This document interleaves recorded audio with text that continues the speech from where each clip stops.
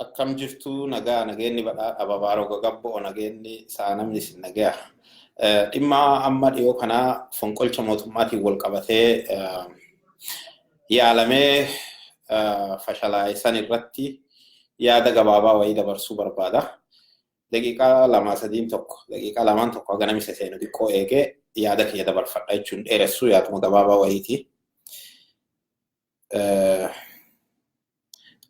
Ayyee horaa bulaa warri seentan galatooma ulfaadhaa wayyooma daqiiqaa lamaan duuban jalqaba.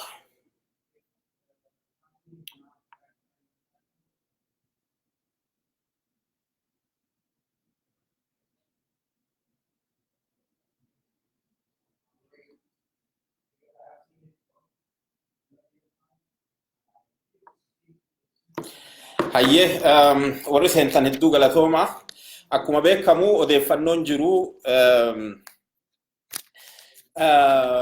fonqolchi mootummaa naannoo Amaaraa keessatti jalqabee mootummaa naannoo Amaaraa keessatti mirkaneeffachuu baannullee nama Jeneraal Asaaminoo Tsiggee jedhamuttu fonqolcha kana karoorfate jedhama. Akka odeeffannoon achi baatetti bulchaa yookaan pirezidaantii mootummaa naannoo Amaaraa nama Dr. Ambaachoo jedhamu kan ejjeese isa kana jedhama.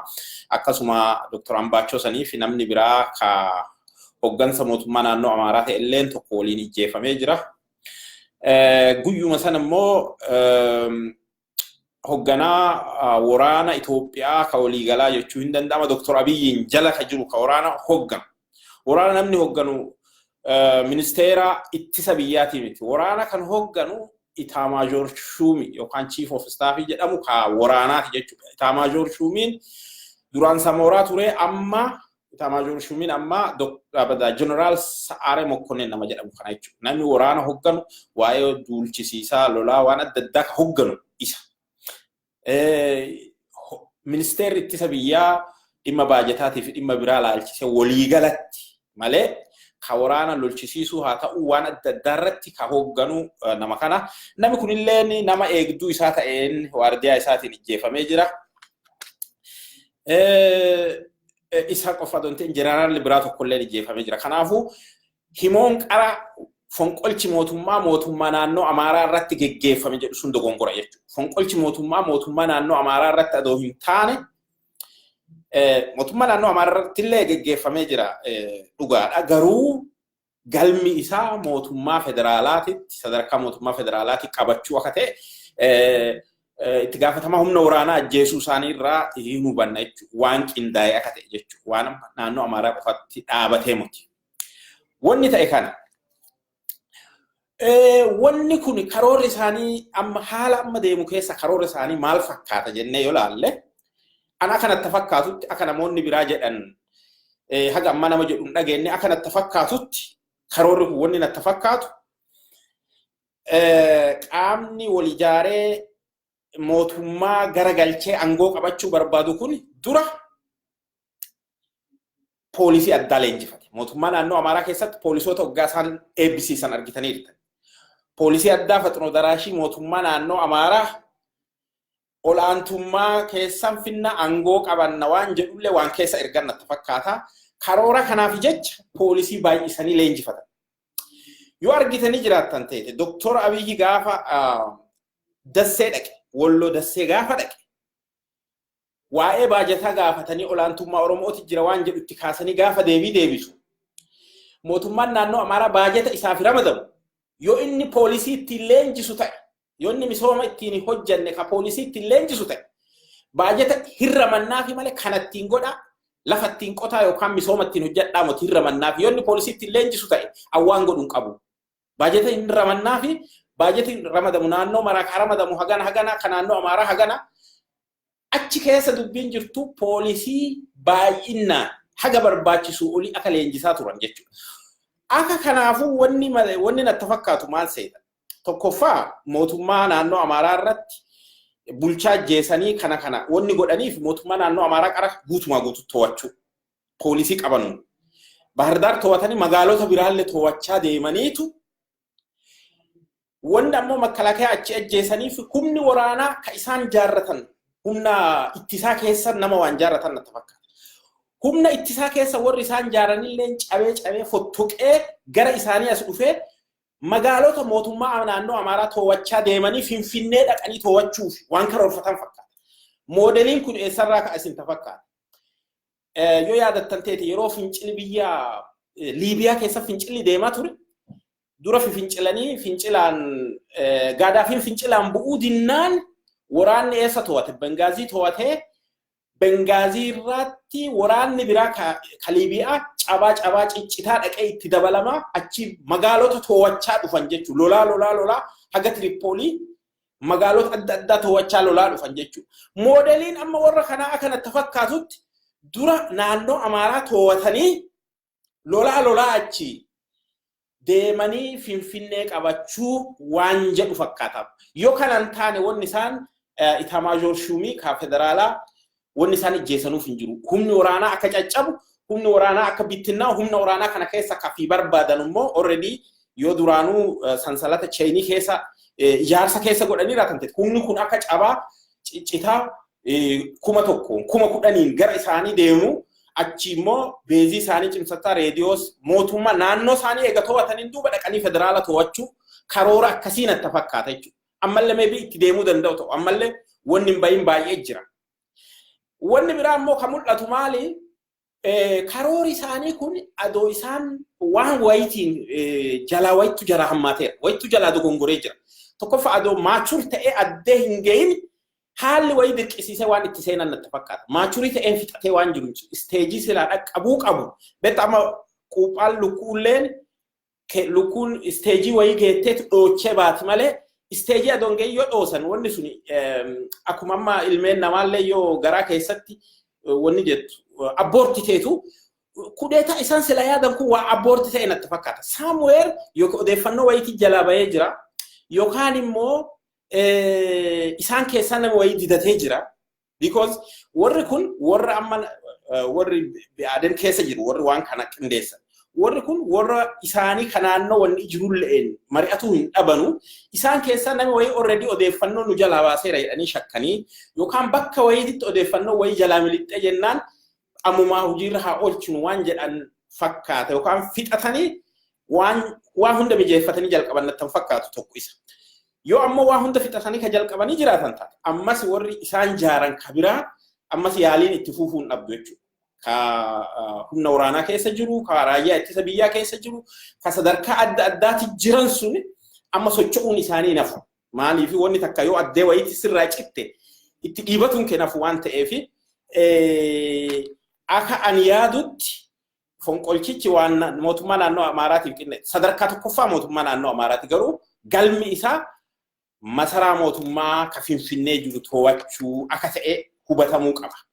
Maaliif waan kana barbaadan yoo jennee yaadna gaafuma qaraa qabsoorra turu yeroo kunoo fincilli deemaa ture TPLFin aangoo gadhiistu sanu TPLFuma haa geessinu malee warra kaanii nun dhibu jedhaa turan. Isaan kun haa galanu malee warra kana nu rakkise malee ka warra kaanii nun dhibu jedhaa turan. Kanaafuu amma aangoo jiddugaleessaa to'achuudhaaf karoora godhame ka jedhutti akkasitti fudhachuu dandeenya. Hanqinni jiru jira gaafa kennan jennee gaafachuu dandeenya. Mootummaan Abiyyii faa hanqina qaba jennee yoo gaafannee hanqina qaba. Mootummaan Abiyyii gara siyaasaatiin akka dansaa taphatee jira. Gara siyaasaatiin siyaasa tokko siyaasa cimaa ka jedhamu kaampii warra siin falmuu keessa nama addaan qooduu yoo dandeette. Warra silaasi farmu inamii kaampi ka jedhamu keessa yookaan immoo warra silaasi morkatu keessa yaada isaanii adda lama baasuu yoo dandeettu ta'edha. Approachiin Abiyyi ittiin deemu gara tokko akkasi. Ammallee nama keenya gizee hedduu yennaanni komatuun dhagaa. Gama siyaasaatiin Abiyyi hanqina qaba jedhee yaaduun.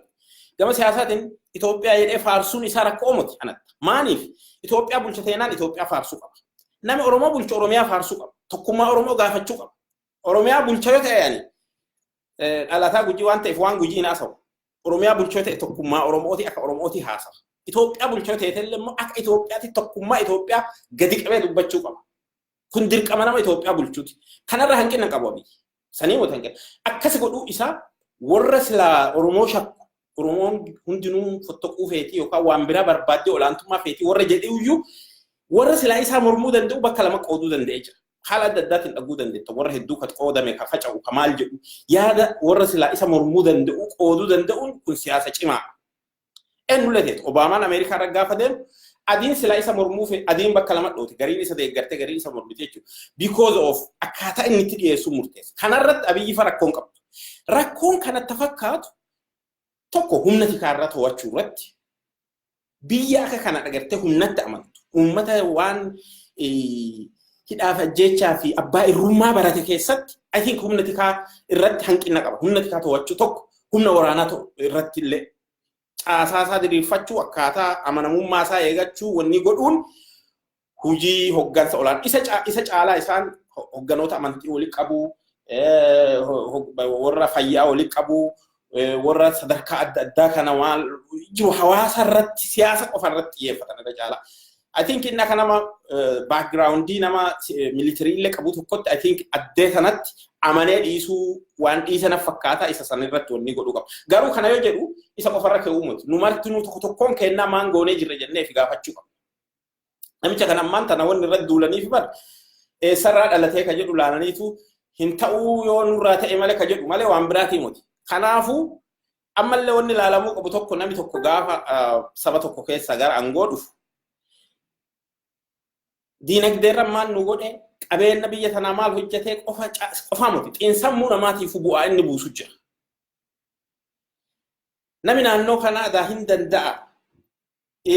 Alatti lafaa guddatullee dhagate konfidensiin guddata. Dubbiin xiinsammuulleen salphaa miti tulleen hin jirti. Wanni gizee garii warri gariin fuudhee olaantummaa gizee hedduu wanni barbaadanuuf iyyuu xiinsammuu ittiin ijaarrachuufa. Diinagdeellee kan arganne yookaan immoo faayidaa gara hedduullee doon arganne faayidaan xiinsammuulleen hin jirti. Maateriyaalii qofaa miti. Spiritual faayidaan hin jira. Namni kenna gizee hedduu waan san waan laalu natti fakkaata. Opportunity hin jira amma immoo. Kanarraa maan godhuu danda'a? Hayyee kun teete asirraa bu'aan isaa maali? Miidhaan isaa maali? Asirraa faayidaa jijjiiruu dandeenya. Amma miidhaa geette kan waan jarri godhe kanarraa dhaabanne mootummaan amma jiru kun isa kana gara ciminnaatti jijjiiree ittiin ifi jabeessuu danda'a eenyutti.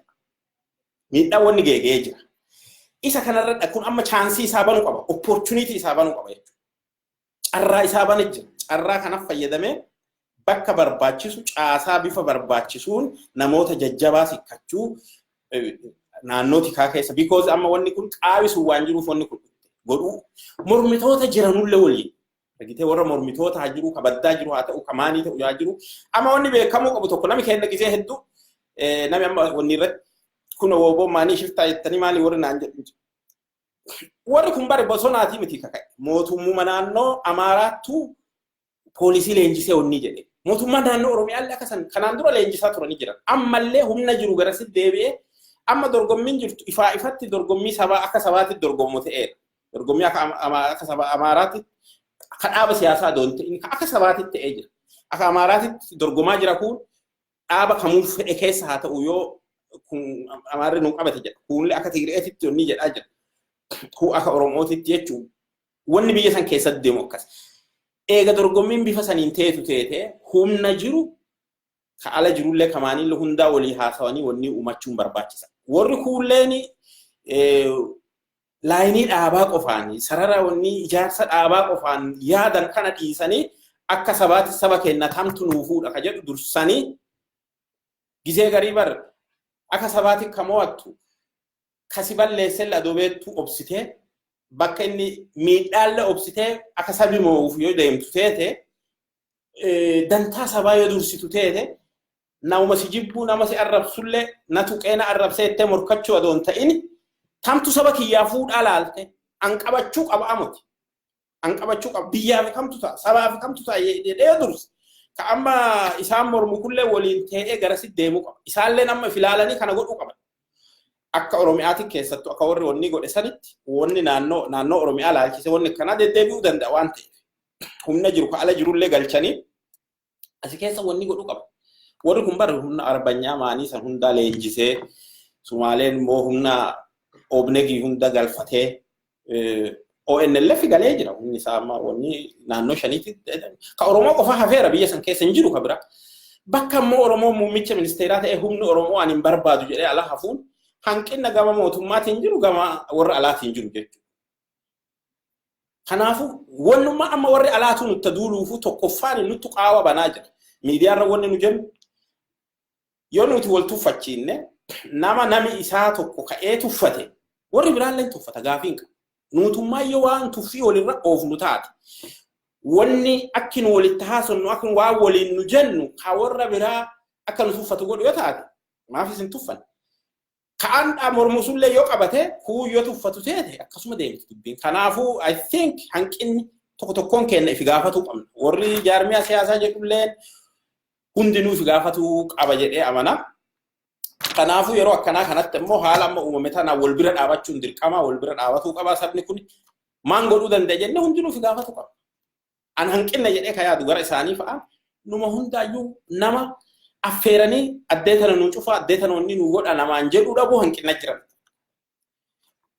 Warra mormullee keessaa ta'u aktiivistiillee keessaa ta'u ka isaan jaalatu qofa doon ta'in ka isaan mormullee cufa itti dhiyaatanii dhiiroo wanni kun addeetana jirti kotta akkana goonaa waliin jedhu dhabuun kanaaf saaxilee jira. Isaanillee irraa baratuu qabanii warri kuullee numarti nu waan kanarraa waa baratuu qabna. Metee ati xiinxalaa wanni kun ergaa guddaa dabarsitee jirti. Isa kanarraa maan baranna irraa baratuu qabna.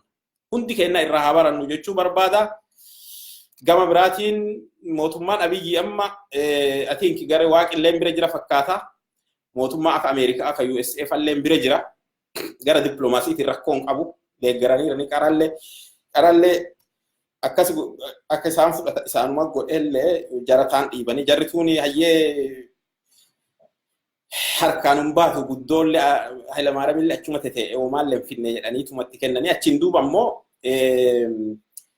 achiin duuba garuu mucaan akka Hayilamaariyaam isan hin teene waan hedduu irratti isaanuu baqatanii ka Tigraay galan ta'e. Kanaafuu gama kanaan waan jiru nami wal bira dhaabachuu isaallee warra nama jiru hundaa itti fayyadamuu danda'u qaban.